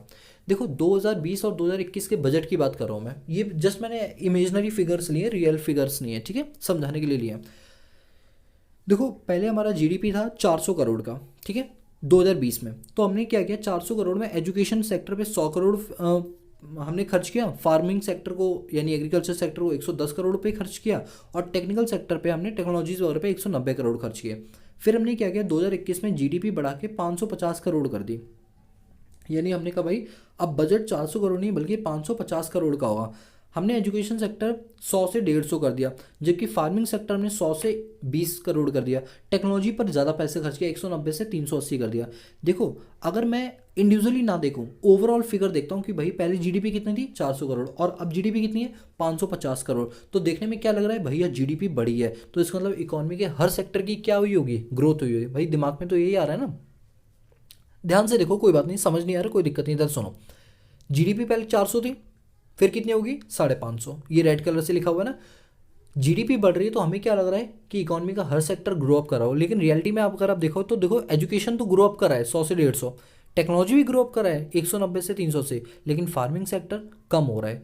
तो ऐसा कहना गलत होगा कि जीडीपी बढ़ती है तो वेलफेयर भी बढ़ता है, रियलिटी ऐसी नहीं होती है। और आप देख सकते हैं जीडीपी तो बढ़ रही है बट देखो वेलफेयर फार्मिंग में हो रहा है, नहीं हो रहा। तो ये कहना गलत है, जीडीपी बढ़ेगी तो वेलफेयर भी बढ़ेगा, ठीक है। Number 2, change in price. भाई हो सकता है जैसे 2020 और 2021, ये रेड कलर में लिखा हो ना, इसको देखना, सेकंड पॉइंट का रेड कलर जो नीचे लिखा है। 2020 में हमने 1 लाख यूनिट बनाई, इवन 2021 में भी हमने 1 लाख यूनिट बनाई। 2020 में कीमत थी 5 रुपये, और महंगाई बढ़ने की वजह से, कोरोना वायरस की वजह से वही चीज़ होगी 7 रुपये की अब 2021 में। तो देखो क्या लग रहा है कि जीडीपी पहले 5 लाख थी और अब 7 लाख हुई। हम खुश हो गए, भाई देखो जीडीपी 5 लाख से 7 लाख हुई। अबे नालायक, कोई जीडीपी नहीं बढ़ी है, बल्कि जीडीपी इसलिए बढ़ी क्योंकि कीमतें बढ़ गई हैं, प्रोडक्शन तो उतना ही हुआ ना। तो क्या जीडीपी के बढ़ने का मतलब ये होता है प्रोडक्शन बढ़ना? आप देख सकते हो, दिखने में लग रहा है कि जीडीपी बढ़ गई है 5 से 7 और बढ़ी भी है, लेकिन रियलिटी में जीडीपी क्या प्रोडक्शन की वजह से बढ़ी है? नहीं, इन्फ्लेशन की वजह से बढ़ी, जो कि गलत है। समझ रहे बात। नॉन मोनेटरी एक्सचेंज, अब एक बताओ, जैसे मम्मी डिनर बनाती है, ठीक है, तो जो मम्मी डिनर बनाती है क्या ये नेशनल में शामिल होता है? नहीं होता। तो कहने को तो जीडीपी बढ़ रहा है, लेकिन रियलिटी में वो वेलफेयर नहीं हो रहा है, ठीक है। इसके बाद एक्सटर्नलिटीज़, कई सारी एक्सटर्नलिटीज़ होती हैं, जैसे हम इंडस्ट्री सेटअप करते हैं। अब इंडस्ट्री सेटअप करते हैं तो भाई इंडस्ट्रीज़ खूब धुआं, खूब गंदा पानी निकालती है, लेकिन प्रोडक्शन भी दबा के करती है। तो जब प्रोडक्शन ज़्यादा होता है हमें लगता है देखो जीडीपी बढ़ रही है, लेकिन क्या ये हमारे एनवायरनमेंट के लिए इको फ्रेंडली है? The answer is no. जितना ज़्यादा प्रोडक्शन होगा एनवायरनमेंट उससे ज़्यादा इफेक्ट होगा। लेकिन हम अगर जीडीपी की फिगर देखेंगे तो हमें लगेगा भाई देखो जीडीपी बढ़ रहा है क्योंकि देखो इंडस्ट्रीज इतनी ज़्यादा ग्रो अप हो रही है, लेकिन इससे एनवायरनमेंट क्या हो रहा है, अफेक्ट हो रहा है, नेगेटिव इंपैक्ट जा रहा है, तो वेलफेयर नहीं हो रहा। तो एक्सटर्नलिटीज़ का भी बहुत बड़ा इंपैक्ट पड़ता है। बोलो समझ आई बात। फिर है रेट ऑफ पॉपुलेशन। अब एक बात सोचो कि जिस हिसाब से पॉपुलेशन बढ़ रही है क्या उस हिसाब से हमारी नेशनल इनकम बढ़ रही है? The answer is no. GDP हमें लगता है जैसे मान लो इंडिया की जीडीपी 7.5 थी, अब वो बढ़ के 9.5 हो गई, हम बड़े खुश हो गए भाई जीडीपी बढ़ गई, जीडीपी बढ़ गई। लेकिन रियलिटी में देखो भैया जीडीपी बढ़ गई, उससे कहीं ज़्यादा पॉपुलेशन बढ़ गई। जितना हमने एक्स्ट्रा कमाया उससे कहीं ज़्यादा उसके बंटवारे के लिए आगे लोग। भैया मज़ा तब आता है जब पॉपुलेशन उतनी ही हो और जीडीपी बढ़ जाए, तब उसका खर्चा सबको मिलेगा। लेकिन मान लो पॉपुलेशन ही बढ़ गई और जीडीपी थोड़ी सी बढ़ी तो फ़ायदा क्या, फिर उस बढ़ने का कोई फ़ायदा ही नहीं हुआ। तो इसलिए जीडीपी के बढ़ने का मतलब वेलफेयर नहीं होता। और साफ साफ कंक्लूजन में लिखा हुआ है, finally it may be conclude that GDP may not be taken as a satisfactory measure of economic welfare due to above mention limitation, yet does not reflect index of education welfare, economic welfare. समझ आया? यानी दिमाग में बांध लो, GDP के बढ़ने का कभी ये मतलब नहीं हुआ कि इकोनॉमी का वेलफेयर भी हो रहा है। हाँ कभी कभी हो सकता है हो भी रहा हो, बट जनरली ऐसा नहीं होगा, ठीक है। बात करते हैं ग्रीन जीडीपी की कि ग्रीन जीडीपी क्या होता है। दोस्तों ग्रीन जीडीपी का सीधा सा मतलब है कि मैंने अपनी इंडस्ट्री से कितना आउटपुट निकाला, मान लो 1 लाख यूनिट निकाले, बट उसकी वजह से मेरी इन्वायरमेंट कितना अफेक्ट हुआ, मान लो 10,000 यूनिट का अफेक्ट हुआ, तो 90,000 यूनिट मेरी ग्रीन जीडीपी कहलाएगी। साफ साफ लिखा हुआ ग्रीन जीडीपी का मतलब होता है national income adjust for the depletion of natural resources and degradation of the environment.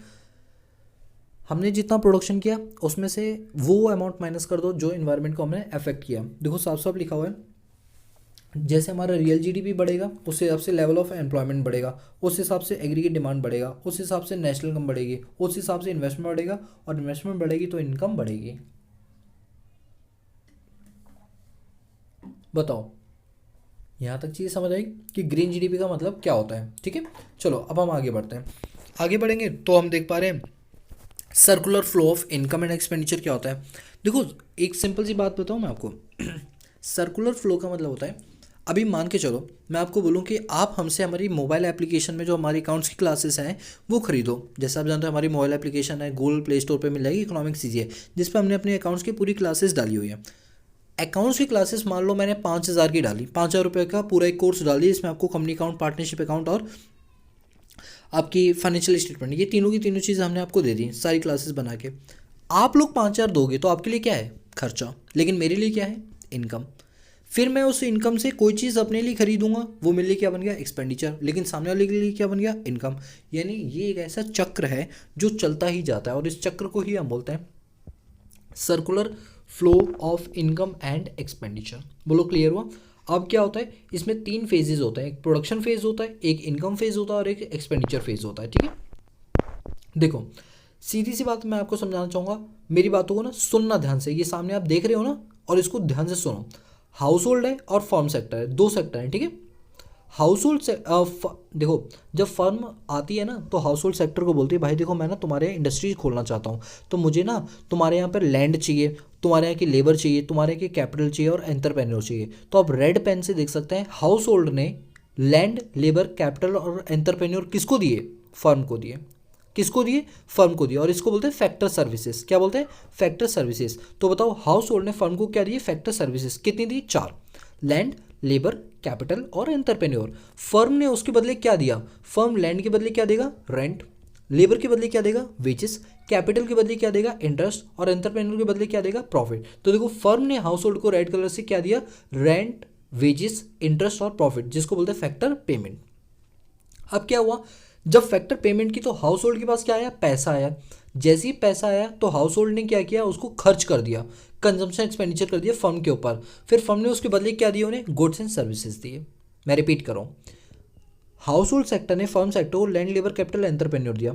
Firm ने उसके बदले क्या दिया? फैक्टर पेमेंट दी, रेंट, वेजेस, इंटरेस्ट और प्रॉफिट दिया। ये दिया तो हाउस होल्ड सेक्टर के पास पैसा आया। जब पैसा आया तो उसने इंडस्ट्रीज को वो पैसा दिया और कहा हमें बदले में क्या दो? Goods and services. तो फर्म ने बदले में क्या दे दिया? Goods and services. तो वही चक्र घूमता रहता है, एक के लिए इनकम, दूसरे के लिए खर्चा, एक के लिए खर्चा, दूसरे के लिए इनकम। और इसी चक्र को बोलते हैं circular flow of income and expenditure. और जो अभी हमने पढ़ा इसके अंदर 2 फेज है, हाउस होल्ड और फर्म, तो ये कहलाता है 2 फेज, 2 सेक्टर इकोनॉमी। ठीक है, आप देख सकते हैं circular flow of income and expenditure 2 sector होता है, 3 सेक्टर होता है और 4 सेक्टर होता है। 2 सेक्टर में सिंपल इकोनॉमी और विद फाइनेंशियल मार्केट आता है। मैं एक एक करके ये सारे के सारे सेगमेंट आपको कराऊंगा। ठीक है, चलो आओ पढ़ते हैं। सबसे पहले पढ़ते हैं 2 सेक्टर में। और 2 सेक्टर मैंने अभी आपको बताया कि house hold sector firm sector को क्या देता है? Factor service, land, labour, capital, entrepreneur. Firm sector बदले में उसकी क्या देती है? रेंट, वेजेस, इंटरेस्ट और प्रॉफिट देती है। हाउस होल्ड के पास पैसा आता है, वो उसको कंज्यूम करती है और बदले में फर्म क्या देती है? Goods and service. ये होता है 2 सेक्टर, क्योंकि इसमें कौन कौन से 2 सेक्टर? फर्म और हाउस होल्ड। इसके बाद ये इसकी एक्सप्लेनेशन है। अब आप देखो अभी भी हम 2 ही सेक्टर पढ़ रहे हैं, लेकिन अब कौन है? फाइनेंशियल मार्केट भी आगे पीछे। फाइनेंशियल मार्केट जानते हो कौन? फाइनेंशियल इंस्टीट्यूशन कौन होता है? बैंक। अब क्या हुआ, सारा चक्र बिल्कुल सेम है, बस बीच में बैंक आ गया। बैंक ने हाउस होल्ड को बोला कि अगर तुम्हारे पास कोई पैसा हो तो तुम सेविंग्स के रूप में हमें पैसा दे सकते हो, अपनी सेविंग्स। फिर वही पैसा जो बैंक है वो किसको दे देती है? फर्म को, लोन के रूप में। तो बस ये 3 सेक्टर होते हैं, फिर भी सिर्फ 2 सेक्टर ही बोला जाता है। इसके बाद आते हैं 3 सेक्टर इकोनॉमी। 3 सेक्टर इकोनॉमी में क्या होगा, देखो हाउस होल्ड, फर्म और फाइनेंशियल मार्केट, ये तो है ही। गवर्नमेंट और बीच में आ जाती है। गवर्नमेंट हाउस होल्ड को बोलती है ओहो तुम्हें फर्म ने क्या दिया? Land, labour, capital, entrepreneur, sorry, rent, interest, profit, ये सब मिला है, तो बदले में टैक्स निकालो। समझ आई बात? और फिर वो गवर्नमेंट फर्म को बोलती है अच्छा तुमने गुड्स एंड सर्विसेज बेचे, तुम जीएसटी निकालो, यानी इनडायरेक्ट टैक्स निकालो। तो बीच में गवर्नमेंट आ जाती है, तो ये बन जाता है 3 सेक्टर इकोनॉमी। ठीक है, इसके बाद 4 सेक्टर की बात आती है, तो देखो हाउस होल्ड, फर्म, गवर्नमेंट तो होते ही होते हैं और बैंक भी होती है। चौथा आ जाता है फॉरेन सेक्टर। कभी कभी क्या होता है, हाउस होल्ड जो होता है वो फॉरेन मार्केट का होता है, तो इंटरनेशनल ट्रांजेक्शन होती है, फर्म को बाहर माल भेजना पड़ता है या फर्म बाहर से इम्पोर्ट एक्सपोर्ट करती है, तो ऐसे में कौन आता है? फेमा एक्ट आ जाता है, फॉरेन एक्सचेंज मैनेजमेंट एक्ट, यानी फॉरेन सेक्टर आ जाता है। तो ये हो गया 4 सेक्टर इकोनॉमी। ठीक है दोस्तों, रिविजनरी क्लास है इसलिए बहुत ज़्यादा डिटेल नहीं ले रहा हूँ मैं आपसे। ठीक है, अब बात करते हैं स्टॉक और फ्लो क्या होता है। इस पे से ना बहुत बार क्वेश्चन एग्जाम में आ चुका है, और पता नहीं क्यों मुझे इस बार लग रहा है कि आपके एग्जाम में इस पे से क्वेश्चन बहुत पूछे जाएंगे। बहुत तो नहीं, बट हाँ 2-3 नंबर के क्वेश्चन पूछे जा सकते हैं आपसे, तो बताता हूँ मैं आपको। देखो स्टॉक और फ्लो क्या होता है। स्टॉक का मतलब होता है जैसे टंकी में पानी भरा होता है ना, तो वो कहलाता है स्टॉक। और जब टंकी से पानी लीक होने लगता है तो वो कहलाता है फ्लो। स्टॉक का मतलब होता है एक पर्टिकुलर पॉइंट ऑफ टाइम पे उसकी मेजरमेंट करो। फ्लो का मतलब होता है over a period of time. अच्छा देखो, एक बात बताता हूँ, मैं आपसे कहता हूँ कि आज की तारीख में हमारे पास कितने ऐसे लोग हैं जो कोरोना से प्रभावित हैं। आज की तारीख में लेट सपोज आज की तारीख है हमारी 1 अप्रैल 2022। 1 अप्रैल 2022 को हमारे कितने ऐसे लोग हैं जो कोरोना से प्रभावित हैं। तो हमने निकाला भाई 3 करोड़ लोग हैं जो प्रभावित हैं। तो आज की डेट में तो दिस इज कॉल्ड स्टॉक, यानी जब आप बात करते हो ना आज की डेट में। लेकिन अगर मैं यही बोलता कि पिछले 3 सालों में कोरोना के कितने पेशेंट्स बढ़े हैं, तो यानी पिछले 3 साल over a period of time, तो ये कॉन्सेप्ट कहलाता फ्लो। अब एक और सुनो, आज की डेट में मारुति सुजुकी ने कितनी कारें बनाई, दैट इज कॉल्ड स्टॉक। पिछले 1 सालों में मारुति सुजुकी ने कितनी कारें बनाई, वो है फ्लो। यानी कि एक पर्टिकुलर पॉइंट ऑफ टाइम को अगर हम फोकस करते हैं तो स्टॉक है, और over a period of time को फोकस करते हैं तो फ्लो है। पढ़ के देख लो। Stock variable refers to that variable which is measured at a particular point of time. और जबकि फ्लो क्या है, flow variable refer to that variable which is measured over a period of time. Stock क्या होता है, ये static in nature होता है, फ्लो एक डायनेमिक नेचर का होता है। आप एग्जांपल देखो, stock of godown as on 1/1/2020, population of India 31/3/2021। आप देख रहे हो एक पर्टिकुलर पॉइंट ऑफ टाइम की बात कर रहे हैं, इसलिए ये स्टॉक है। Money supply, national wealth, quantity of wheat store, total number of cars in a Delhi, तो ये सारे हमारे स्टॉक के एग्जांपल है। जबकि फ्लो के एग्जांपल क्या है, number of birth during year, एक साल के दौरान। कोई एक फिक्स डेट नहीं दी है, ड्यूरेशन दी है। मारुति कार मैन्युफैक्चरिंग ड्यूरिंग जनवरी मंथ, ये बिल्कुल। नेशनल इनकम, ये ड्यूरेशन होती है, साल में निकाली जाती है, एक दिन नहीं निकाली जाती है। क्वांटिटी ऑफ वीट प्रोड्यूस, तो ये सारे किसके एग्जांपल हो गए, हमारे फ्लो के। तो बताओ आपको स्टॉक और फ्लो समझ आया? Yes sir. आगे बढ़ते हैं।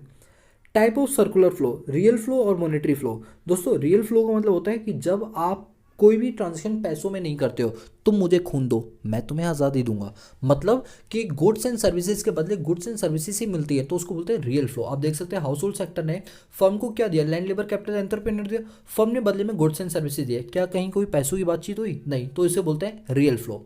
मॉनेटरी फ्लो किसे बोलते हैं, कि जब हाउस होल्ड सेक्टर ने पैसा दिया फर्म सेक्टर को, तो फर्म सेक्टर ने बदले में क्या दी, factor payment, rent, wages, interest, यानी यहाँ पर पैसों की बात हो रही है, इसको बोलते हैं मनी फ्लो। मनी फ्लो को नॉमिनल फ्लो बोलते हैं और रियल फ्लो को फिजिकल फ्लो भी बोलते हैं, ठीक है। तो याद रखना ये चीज़। लीकेज क्या होता है, कि नेशनल इनकम से जब पैसा बाहर निकलता है तो उसे बोलते हैं लीकेज। और इंजेक्शन का मतलब होता है जब नेशनल में पैसा भरा जाता है, जैसे विदेशों से पैसा कमा के लेकर आते हैं, उसे बोलते हैं net factor income from abroad. तो ये हमारी इंजेक्शन का काम करता है। और यही अगर मान लो फिरंगी हमारे देश से कमा के अपने देश में ले आए, तो उसे बोलते हैं net factor income to abroad. वो एग्जाम्पल बन जाएगा लीकेज का, ठीक है। जैसे एग्जांपल भी दे रहा है, सेविंग हो गया, टैक्सेस हो गया, इंपोर्ट हो गया। मैं इसमें एक और बोल देता हूँ, net factor income to abroad, ये भी लीकेज होता है। इंजेक्शन में जैसे आपका इन्वेस्टमेंट हो गया, गवर्नमेंट एक्सपेंडिचर हो गया, एक्सपोर्ट हो गया, और आपका NFI है, net factor income from abroad, ये हो गया। अब बात करते हैं फाइनल गुड्स क्या होता है और इंटरमीडिएट गुड्स क्या होता है। दोस्तों सीधी सी बात है कि फाइनल गुड्स वो गुड्स होते हैं जो बिल्कुल तैयार हो चुके हैं, अब ये अल्टीमेट कंज्यूमर को बेचने लायक बन चुके हैं, ठीक है। अब इनमें कोई भी वैल्यू एडिशन नहीं हो सकती है, इसको बोलते हैं फाइनल गुड्स। और आपका इंटरमीडिएट और फाइनल गुड्स भी दो टाइप के होते हैं, कंज्यूमर गुड्स और फर्म गुड्स। कंज्यूमर गुड्स मतलब जो कंज्यूमर अपने लिए खरीदता है। फर्म मतलब जैसे फर्म ने एक मशीन खरीदी, मशीन, और उस मशीन से प्रोडक्शन होगा, तो वो फर्म के लिए फाइनल गुड्स है, लेकिन वो किस टाइप के गुड्स हैं, फर्म गुड्स हैं, जिसे हम कैपिटल गुड्स भी बोलते हैं, ठीक है। और इंटरमीडिएट गुड्स वो गुड्स होते हैं जिनको अभी हम दोबारा बेचेंगे या अभी उसमें फर्दर प्रोसेस होना बाकी है, यानी वैल्यू एडिशन होना बाकी है, उसको बोलते हैं इंटरमीडिएट गुड्स, ठीक है। जो आपके स्टॉक इन ट्रेड में है या जिसको आप रीसेल कर सकते हो, जिसमें वैल्यू एडिशन कर सकते हो, अभी फैक्ट्री लाइन के अंदर है, यानी उसमें चेंजेस हो सकते हैं, उन सभी को बोलते हैं इंटरमीडिएट गुड्स। अब इंटरमीडिएट गुड्स को आप रीसेल भी कर सकते हो और उसमें फर्दर वैल्यू एडिशन भी कर सकते हो। अब जैसे केस स्टडी है, paper purchase by a publisher. अब एक बात बताओ, पब्लिशर ने पेपर खरीदा, ये बताओ पब्लिशर उस पेपर का क्या करेगा, अचार डालेगा? नहीं सर, बुक्स बनाएगा। तो पब्लिशर उसको बुक्स बना के बेचेगा, यानी उसका मेन पर्पज रीसेल करना है, तो ये बन गया intermediate goods. Purchase furniture bye ए स्कूल, स्कूल उस फर्नीचर को खरीद रहा है, क्या स्कूल वालों से बेचेगा? नहीं, उस पर तो स्टूडेंट बैठेंगे, तो ये क्या बन गया, फाइनल। अब फाइनल में भी दो गुड्स होते थे, कंज्यूमर और कौन सा, कैपिटल गुड्स। तो ये कौन सा गुड्स है, कैपिटल गुड्स है। Milk purchase bye household, अब आपके घर में दूध आता है तो क्या उसे बेचने के लिए लगते हो? नहीं सर, कंज्यूम करने के लिए, तो ये क्या बन गया, फाइनल गुड्स बन गया। कोल यूज बाय मैन्युफैक्चरिंग फर्म, अब मैन्युफैक्चरिंग कोई फर्म है जो कोल का यूज करके कोई काम कर रही है, तो उसके लिए क्या है, रीसेल पर्पज है, तो वो उसके लिए क्या बन जाएगा, इंटरमीडिएट गुड्स बन जाएगा। कंप्यूटर इंस्टॉल्ड इन ऑफिस, अब ऑफिस में कंप्यूटर इंस्टॉल्ड है, क्या इसलिए क्या कि उसे बेचेगा? नहीं, वो उससे काम करेंगे, तो वो फाइनल गुड्स है। फाइनल में भी कौन से गुड्स है, कैपिटल गुड्स है। Coal use by consumer household. अब हमारे घर में कोल आता है, क्या हम उसे बेचने के लिए खरीदते हैं? नहीं, तो ये हमारे लिए क्या है? फाइनल गुड्स है। Mobile set purchase by mobile dealer. अब बताओ, मोबाइल डीलर मोबाइल सेट खरीदा तो किस लिए खरीदा? बेचने के लिए, तो उसके लिए इंटरमीडिएट है। लेकिन ये चीज़ हम खरीदते हैं तो क्या बन जाता? Final. Purchase of pulses by consumer, दाल खरीदना कंज्यूमर के लिए क्या है? फाइनल। लेकिन अगर ये होटल वाला दाल खरीदता है तो क्या होता है? इंटरमीडिएट, क्योंकि वो उसको क्या करेगा? रीसेल करेगा। Chalk duster etcetera purchase by या स्कूल, तो इंटरमीडिएट गुड्स है। और fertiliser used by farmer, intermediate है, क्योंकि वो उसका फर्दर प्रोडक्शन करेगा। Printer purchase by a lawyer, अब लॉयर प्रिंटर को थोड़ी बेचेगा, फाइनल गुड्स है। इसके बाद है wheat used by flour mill. Flour mill मतलब जैसे बेकरी शॉप वाले होते हैं, ये वीट खरीदते हैं, तो किस लिए खरीदते हैं? ताकि उसका हम केक वगैरह बनाए, तो यानी वो इंटरमीडिएट है, रीसेल किया रहेगा या अभी उसमें वैल्यू एडिशन की जाएगी। Unsold coal with trader at the year end, कोई ऐसा क्लोजिंग स्टॉक जो बच गया है वो फाइनल गुड्स है। Cotton use by cloth mill, अब क्लोथ मिल उस कॉटन का यूज़ किसके लिए करेगी? कपड़ा बनाने के लिए करेगी, तो यानी उसकी वैल्यू एडिशन की जाएगी, तो इंटरमीडिएट गुड्स हो गए। तो बताओ, ये सारी चीज़ें कंप्लीट हो गई। तो यहाँ पर हमने अपने पास सक्सेसफुली नेशनल इनकम जो है वो पूरा का पूरा कंप्लीट कर लिया है। ये देखिए, ये हमारी नेशनल मूवी सारी की सारी स्लाइड है। और एक बात बोलूँ, इस नोट्स के अलावा आपके यहाँ नेशनल इनकम से कोई क्वेश्चन नहीं आएगा। आपको बुक पढ़ने की ज़रूरत नहीं, ये नोट्स काफ़ी हैं, सफिशिएंट है आपके लिए, मतलब इससे बाहर और कुछ भी नहीं आ रहा है, ये मेरा वादा है आपसे। ठीक है, so guys thank you so much कि आपने ये वीडियो देखी। आई होप कि आपको इस वीडियो से कहीं ना कहीं फ़ायदा मिला होगा। अगर आप फिर भी इसकी डिटेल देखना चाहते हैं तो लिंक डिस्क्रिप्शन बॉक्स में इनकी डिटेल डिस्कशन मैंने की हुई है। ठीक है दोस्तों, तो गाइज आज के लिए इतना ही। अब हम मिलते हैं नेक्स्ट क्लास में।